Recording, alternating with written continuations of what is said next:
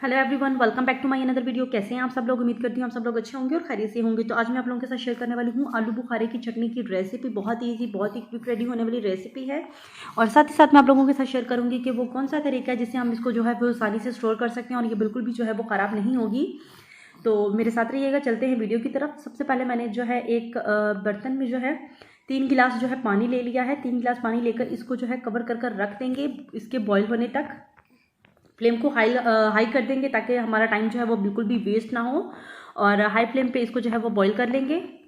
कुछ ही देर में इसके ऊपर जो है वो बबल्स बनना स्टार्ट हो गए हैं। अभी यहाँ पर इस टाइम पे आके यानी कि जब इस पे बबल्स बनना स्टार्ट हो जाएं तो हम इसमें आलू बुखारा जो है वो शामिल कर देंगे। यहाँ पर मैंने 400 ग्राम तक जो है वो आलू बुखारा ले लिया है।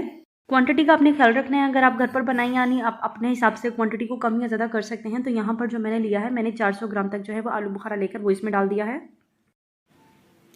अब इसके साथ जो चीज़ जाएगी वो है चीनी। चीनी यहाँ पर क्योंकि 400 ग्राम आलू बुखारा था तो 300 ग्राम यहाँ नॉर्मली यहाँ पर चीनी होनी चाहिए, लेकिन मुझे मीठा ज़्यादा पसंद नहीं है, इसलिए मैंने यहाँ पर जो है वो 200 ग्राम तक चीनी जो है वो इसमें डाली है। आप अपने हिसाब से यानी कि अपने टेस्ट के हिसाब से चीनी को कम या ज़्यादा कर सकते हैं।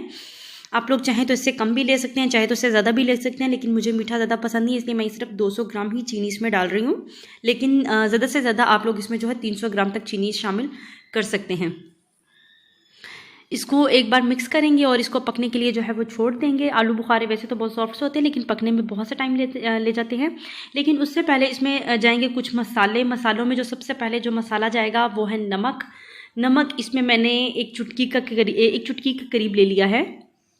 ज़्यादा नमक इसमें नहीं जाएगा, सिर्फ एक चुटकी ही डालेंगे। अच्छा जी, यहाँ पर हाफ चुटकी जो था वो मैंने काला नमक ले लिया है, एक चुटकी दूसरा नमक वाइट नमक और हाफ चुटकी जो है वो काला नमक इसमें वो शामिल कर दिया है। और हाफ टी स्पून के करीब इसमें जो है सुरख मिर्च पाउडर वो शामिल कर देंगे। इससे ज़्यादा इसमें नहीं जाएंगे। मसाले हम लोग बहुत कम रखेंगे क्योंकि हमें यहाँ पर मसालों का टेस्ट लेकर नहीं आना है। और 2 पीस बड़े यहाँ पर मैंने दालचीनी के इसमें डाल दिए हैं। ये इसके लिए बहुत इंपॉर्टेंट है, इसको आप बिल्कुल भी स्किप नहीं कर सकते। ये इसमें जो है टेस्ट लेकर आएंगे। आप लोग चाहें तो आगे चलकर इसको जो है वो निकाल सकते हैं, लेकिन अभी इसमें 2 पीस ही जाएंगे दालचीनी के और इसको आप बिल्कुल भी जो है वो स्किप नहीं कर सकते। साथ ही साथ इसमें जो है एक चुटकी के करीब मैंने यहाँ पर पिसा ज़ीरा ले लिया है, वो इसमें डाल दिया है। अब इसमें जो सबसे इम्पोर्टेंट चीज़ जो है वो इसमें जो इसकी चटनी की जान है वो है खुश्क अदरक।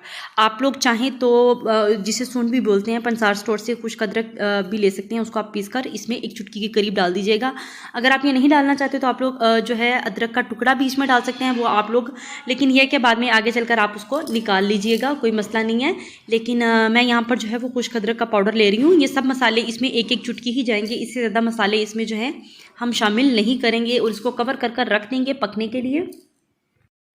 अच्छा, कुछ लोग जो है इसमें फूड कलर भी शामिल कर देते हैं, लेकिन फूड कलर हम इसमें नहीं डालेंगे। हम इसका ओरिजिनल कलर जो है वो ही लेकर आएंगे। फूड कलर का हम यहाँ पर जो है वो इस्तेमाल नहीं करेंगे। कुछ टाइम के बाद ये पकना स्टार्ट हो जाएगा और आप यहाँ पर देख सकते हैं कि इसके ऊपर इसका कलर, ओरिजिनल कलर जो है वही इस पर आना स्टार्ट हो गया है। हमने इसमें बिल्कुल भी जो है फूड कलर नहीं डाला है। अच्छा जी, इस टाइम पर आकर हम दालचीनी के जो पीस हमने इसमें डाले थे वो हम निकाल कर जो है किसी चम्मच की हेल्प से इसको बाहर निकाल लेंगे।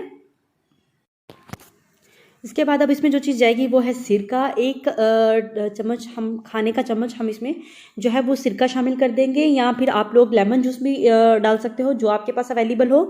मैंने यहाँ पर जो है वो सिरके का इस्तेमाल किया है क्योंकि ये हर किचन में मौजूद होता है। आप चाहे तो नींबू का रस भी इसमें शामिल कर सकते हैं इस टाइम पे आके। इससे ये बिल्कुल भी ख़राब नहीं होगा। आप लोग इसको आसानी से जो है 15 दिन तक के लिए स्टोर कर सकते हैं। ये बिल्कुल भी इससे जो है ख़राब नहीं होगा, इसकी लाइफ जो है इससे बढ़ जाएगी। अच्छा जी, यहाँ पर आप देख सकते हैं कि चाशनी जो है वो गाढ़ी होना स्टार्ट हो गई है और ये पकने लग गया है काफ़ी हद तक।